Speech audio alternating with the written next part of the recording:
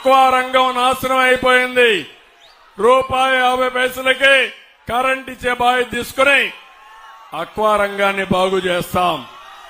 మత్స్యకారులకు హామీ ఇస్తున్నా 217 జీవోను రద్దు చేస్తాం.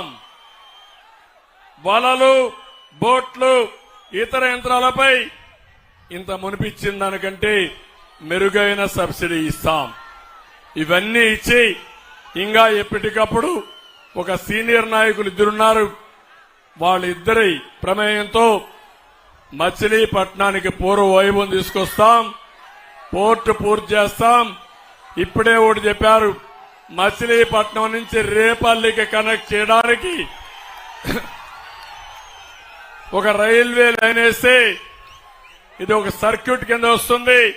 మెయిన్ లైన్ కనెక్ట్ అవుతుంది. అది కూడా చేస్తాం. పెనుమోడి వారధి కూడా మనమే చేశాం. ఇది కూడా మెయిన్ రోడ్ వచ్చి నేషనల్ హైవే కూడా మనమే తీసుకొచ్చాం. ఇవన్నీ వచ్చాయి. అన్ని పనులు చేసే బాధ్యత మాది. మమ్మల్ని ఆశీర్వదించే బాధ్యత మీది. ఇక్కడ నారాయణరావు గారు కూడా ఏదైతే పొత్తులో ధర్మంగా ఒక వెనుకబడిన వర్గమైన సీట్ ఇవ్వలేకపోతే పూర్తిగా సహకరించారు. ఆయన్ని కూడా అభినందిస్తూ మరొక్కసారి మీ అందరి ఉత్సాహం చూశాను. టైం చూస్తే అయిపోతా ఉంది.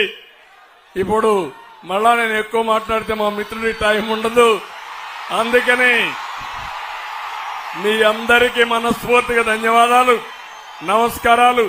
జై హింద్.